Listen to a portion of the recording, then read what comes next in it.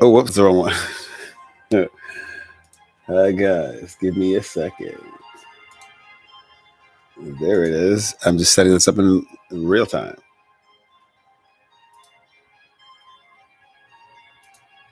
Boom.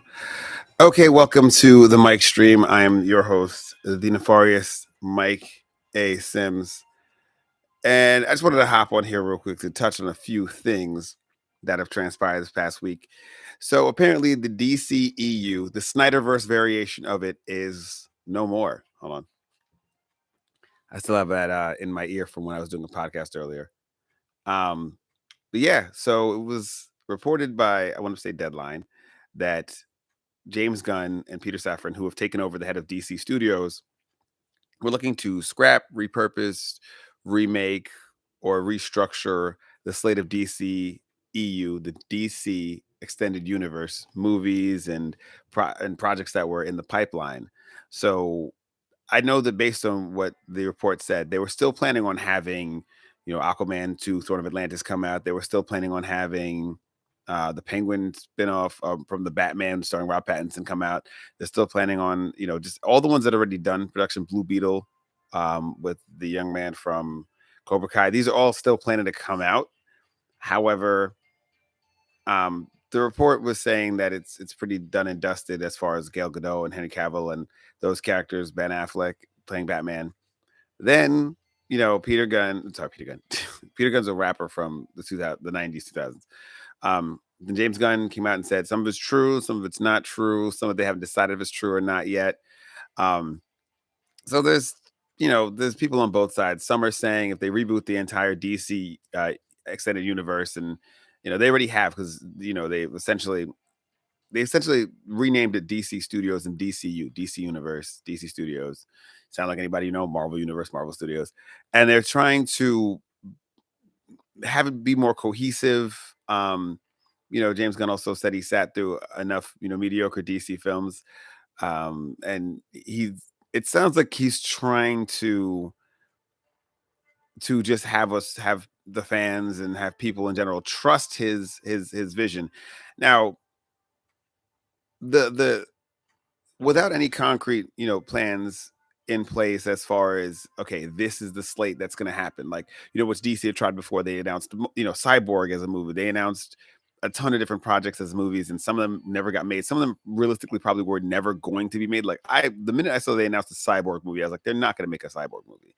Not that the character doesn't deserve it. He most definitely does. And I think Ray Fisher did a great job as Cyborg in Justice League, but you just kind of knew it wasn't going to happen.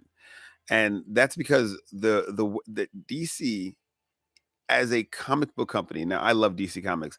Long Halloween, Kingdom Come, Judas Contract with Teen Titans. There's tons of storylines in DC that are fantastic. Tower of Babel, that are fantastic stories. Even the Blue Beetle revised origin story, Flashpoint, is classic. DC Rebirth literally brought me to tears.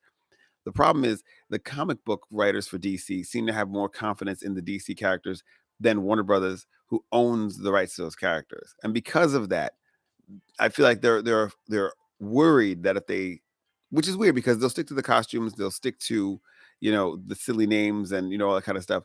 But the movies are made with a certain, and I love the DC movies. I love them. I love Justice League, but there's a, maybe it's a lack of focus, lack of they don't, okay. If you watch a Marvel movie, be it Thor: Love and Thunder or Black Panther, the original one, you can tell that those filmmakers, they had a vision and they executed it. And it has to fall in line with the different parameters that Marvel has set up as far as story beats and connective tissue and things like that. But Thor: Love and Thunder still had, I mean, maybe it was a bit too much. It was very divisive. I personally didn't like it, but it had a confidence behind the filmmaking that was like, okay, we trust you to make this. Eternal, same thing. And I'm using these two movies in general because they had very distinct voices while also falling under the Marvel banner and having that Marvel quality. Black Panther did also, but Black Panther was a fantastic movie. The point is, the bad ones are still at least somewhat cohesive and made with a certain type of confidence that I feel was sorely lacking in the DC movies. Now, when it comes to Wonder Woman, the first one, it was awesome.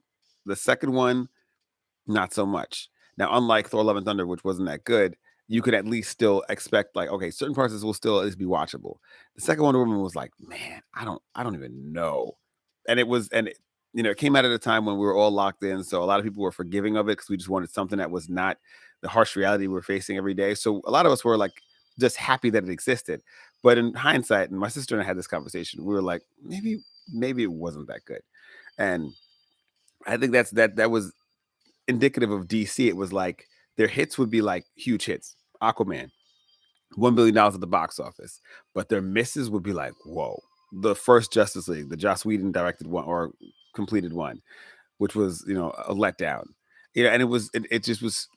If there were just going to be a studio that was just going to make movies with these characters and have standalone franchises, we'd all be cool with it. There's nothing to it. But when you're trying to have both and dipping into both, into having the extended universe, but also having like the Joker. I mean, having Joker by Todd Phillips and Joaquin Phoenix, or the Batman with Robert Pattinson, then it gets kind of confusing because you're selling the idea that it's a cohesive universe to people who are expecting it to be a cohesive universe, while also not committing to it fully. And the non-committal reason mentality or tendencies is what leads to people losing interest and faith. So by the time Aquaman 2 is coming out and dropping trailers, you're just like, all right. And then you have the Suicide Squad and the Suicide Squad. You have Birds of Prey. Is that also suicide? Is this related to anything? Is Batman in that because it's Black Man? It was so confusing. And then you were gonna have just a Batgirl movie. Now, what is that tied to? And again, lack of cohesion and lack of confidence in the filmmaking. That was it was very distracting. And again, I watched Birds of Prey the other day. I was like, this is such a great movie. I loved the Suicide Squad. Suicide Squad I didn't like, but I loved the Suicide Squad, James Gunn's version of it. And so people are up in arms about this, but James Gunn, and this is according to reports, and I believe Deadline is the initial one who came out with it. Then Hollywood Reporter, Variety, the usual publications started to hop on it, and James Gunn himself, who's very transparent, who's gone on Twitter to answer a few people about these fears or these apprehensions that they have, and he also said that he is asking for patience. Clearly James Gunn is a comic book fan. He clearly has a love for these characters, but what I like about him is that, and this is indicative of how it was when I got into when I kind of came back to comics. So I used to read comics when I was younger. My father's comics from the 70s and 80s, and I'm a child of the 90s, so I was reading a lot of the older stories. And then I read a lot of the 90s comics, your Days of Future Past, your pick a usually X-Men comics, to be honest with you. Pick a random saga, Batman, whatever it was. Da, da, da. And then when I started buying my own comics when I got a little bit older, it was around that era where you had like Civil War and you had the Ultimates comics and you had all those. And a lot of things that would happen where it seemed like people who were comic book fans became comic book writers, and they were having the comic book characters, the superheroes usually, battle each other over and over and over again. It was like you would have Avengers versus the X-Men, which was a little bit later, but you had Civil War, you had Schism, where Cyclops finally fought Wolverine.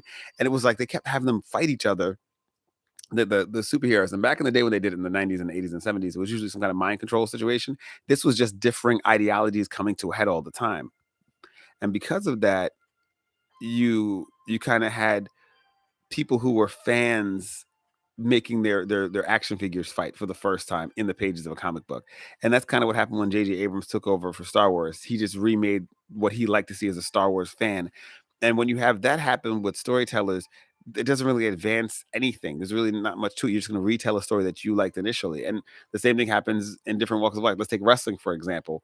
Eric Bischoff and a Brain Trust came up with NWO and WCW. The WCW went out of business. Eric Bischoff was hired by TNA, and the first idea they had was to come up with a group called Immortal, which was another hostile takeover. And Eric Bischoff, like he's a brilliant guy. He's very smart when it comes to TV production, but when it comes to like wrestling ideas, for whatever reason, he's very limited by his greatest success. So he would just remake that, or a story that worked for him, and he would remake that. And so James Gunn breaks that mold by not being afraid to take characters you love, situations you love, and put them in dire situations, make it so someone doesn't make it out, layer them with these very rich, very real personalities that actually drive the plot. Remember, second Guardians of the Galaxy, everyone makes fun of it because it was about daddy issues, which it is what it is.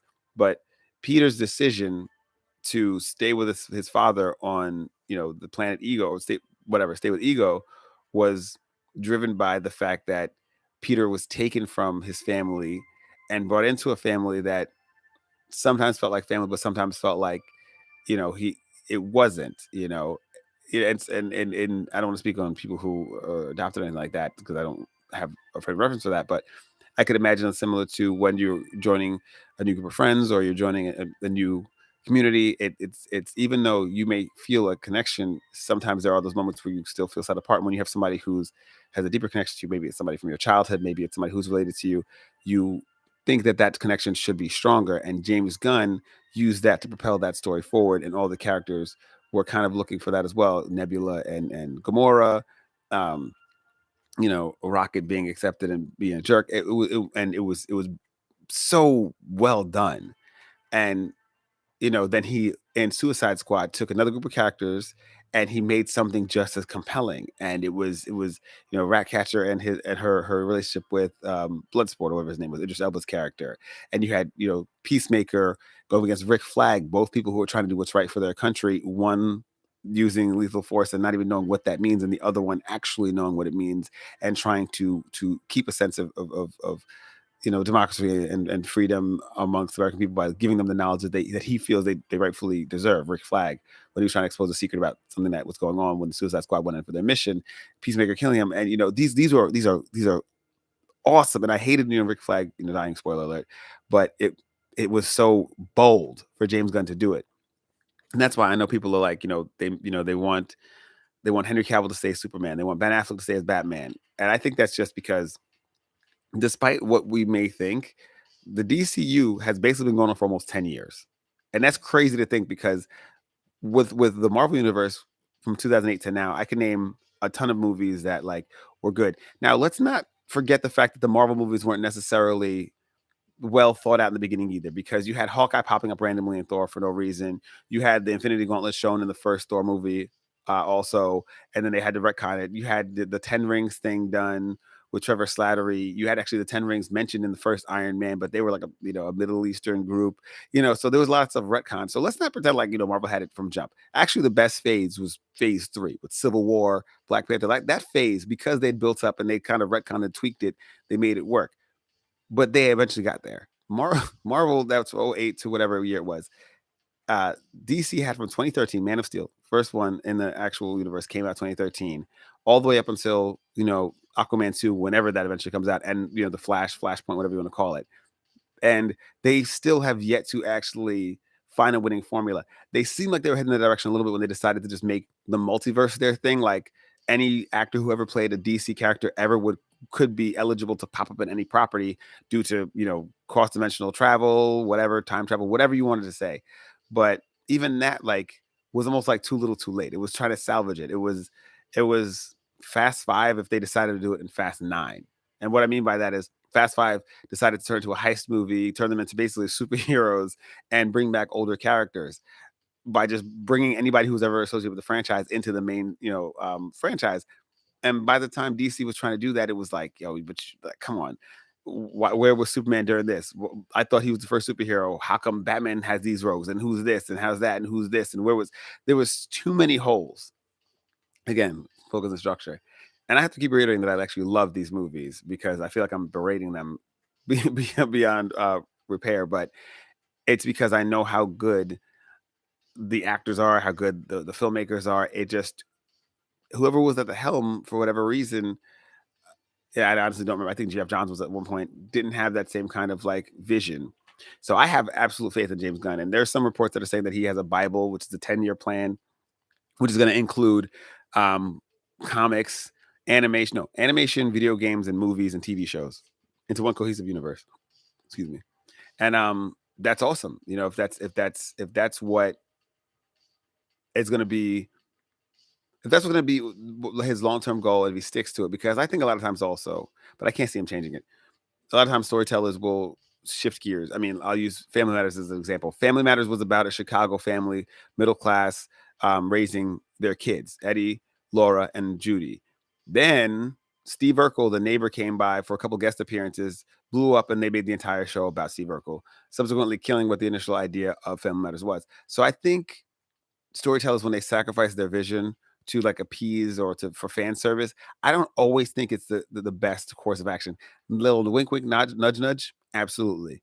But when it comes to full on shifting and pivoting, no, no, no, because then we're back at the fans writing the stories, and I don't think that's always the best course of action because I think fans, once they get to a certain point in a story with a character, they want it to stay that way.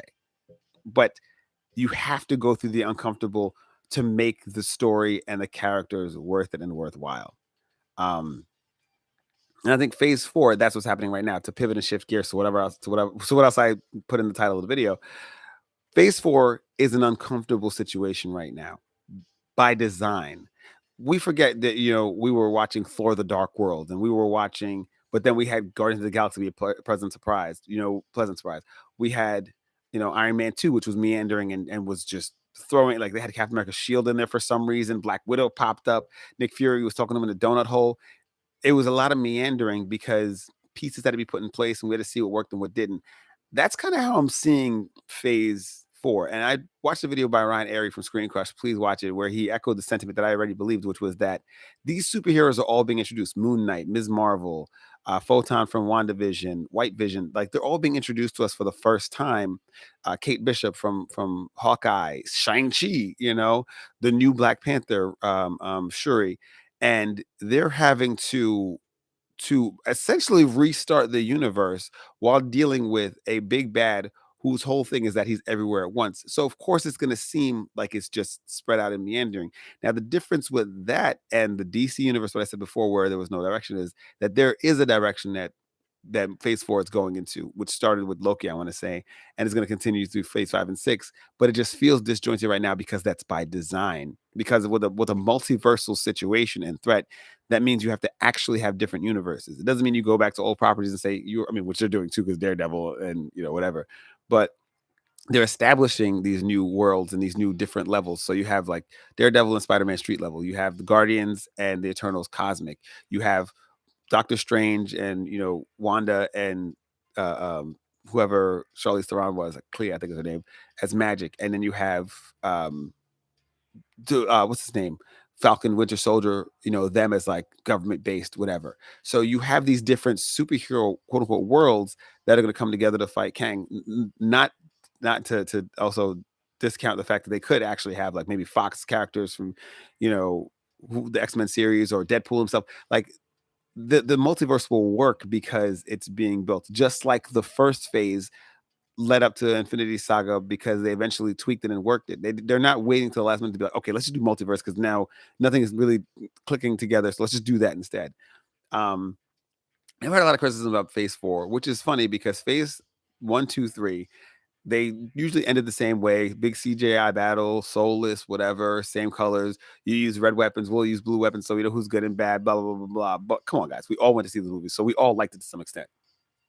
Phase four, my favorite phase four creation was Falcon and Winter Soldier, and then Moon Knight. But I might say Moon Knight more because, no joke, realistically, because of I don't want to get to it, but there's a reason why I would say Falcon and Winter Soldier. But if I'm being honest, it's Moon Knight.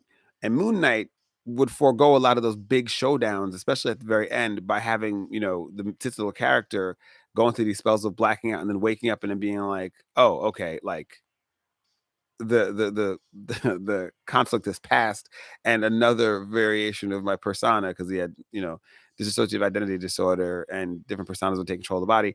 So, different persona eradicated the issue, and you didn't see it on screen, but you'd see the aftermath of it. And I thought that was a very like brave choice, knowing how Marvel fans are. Now, She-Hulk also made some brave choices by breaking the fourth wall and breaking down like the Marvel problem of that like huge contrived ending of like all the characters in one place, big fisticuffs, whatever have you. And all these choices were, again, divisive, but I think we needed that uncomfortable moment of like breaking out of the norm of the Marvel type of storytelling to get to another level where things were interesting and things were exciting and things were unexpected again. Or you run the risk of getting to like the fourth Pirates of the Caribbean movie where everyone's like, why is this still a thing? And I look back now and I appreciate phase four for the boldness, because I don't know if we'll get another phase that's this bold. I mean, you had the Eternals directed by Chloe Zhao, who had just won an Academy Award and had Angelina Jolie, Salma Hayek, Brian Tyree Henry. Like, listen to that Kumail Nanjiani. Listen to that cast for the Eternals about cosmic robots who are trying to defeat mutated monsters. Like, it's a crazy premise. It's a crazy time, and it's a crazy movie. But it happened. I mean, you have Oscar Isaac, Academy Award nominee Oscar Isaac, showing up, playing multiple personalities, doing great work. And I don't know if Phase 5, and then we capped it all off with a stirring love letter to a fallen hero in Chadwick Boseman. And I don't like this Phase 4 was such an emotionally draining, ups and downs, highs and lows, um, uh, ordeal to get through, that it might, honest to God, be my favorite Phase overall. Now, Captain America: Civil War is my favorite superhero movie of all time. No ifs, ands, or buts. That's over Dark Knight Rises. It's over everything. Captain America: Civil War is my favorite superhero movie ever. Period. And that Phase was fantastic. Black Panther was amazing. But there's something about Phase 4 as a whole that I believe, because it touches so much on identity and legacy, and correcting past mistakes, and coming to terms with who you are based on what you've done, that I genuinely love. Bucky Barnes having to face his past. My goodness. Sam Falcon having to wrestle with the idea of a black man in America being called Captain America. That was amazing. Even the US agent still seeing himself as a good guy, even though realistically in the real world he probably would be seen as such, even with the heinous act he did. And Spider-Man, seeing two different variations of himself.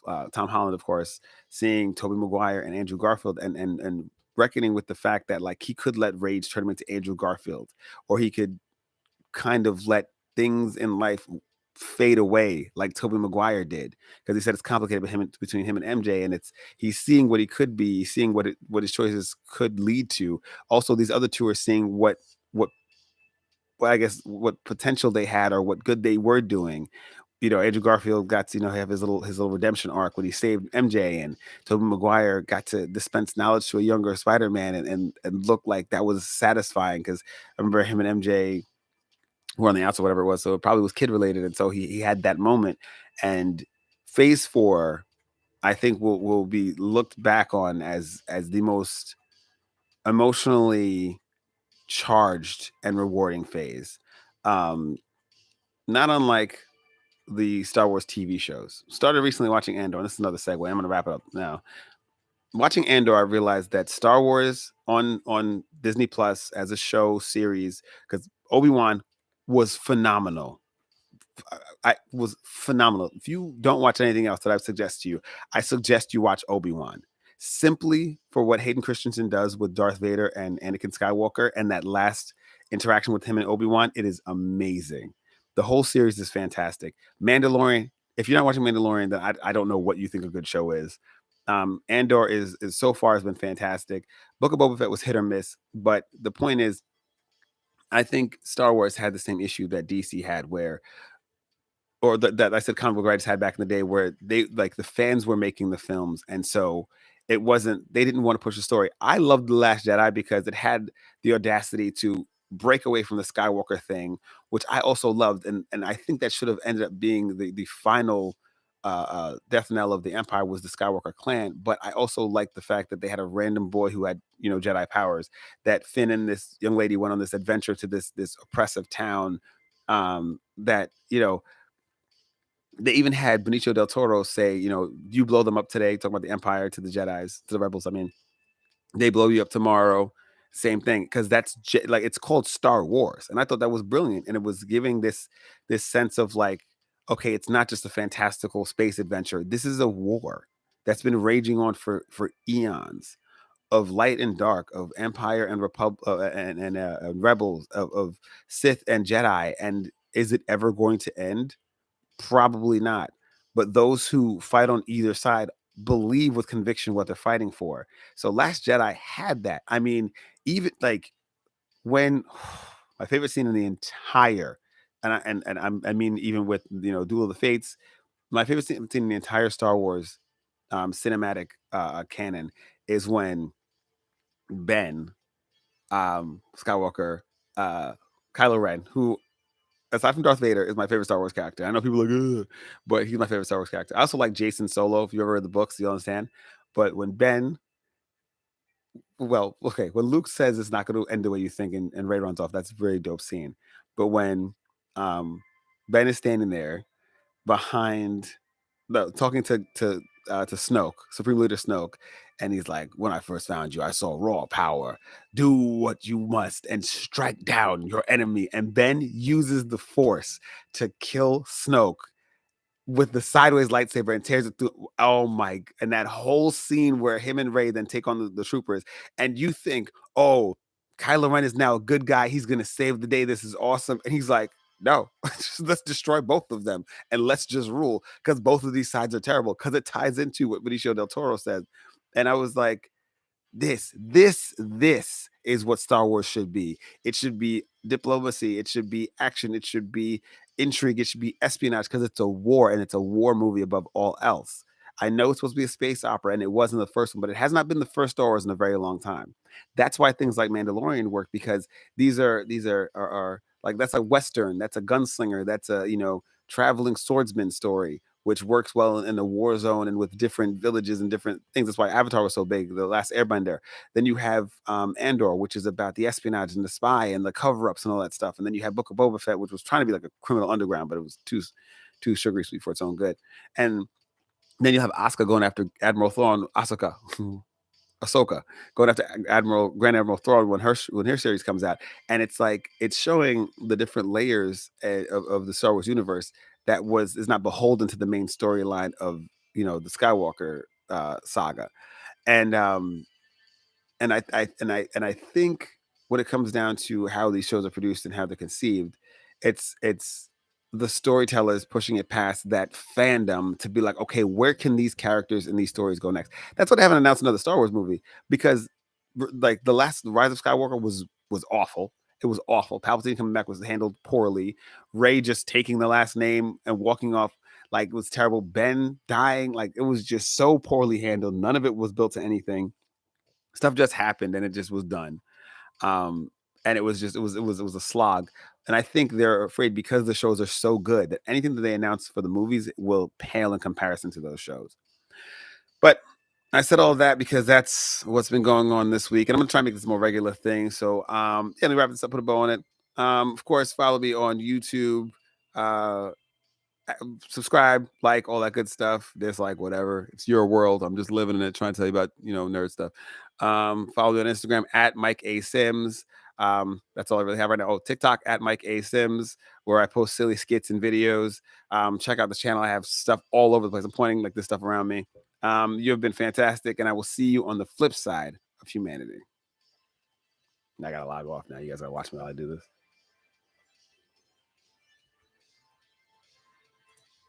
You're seeing how the sausage is made.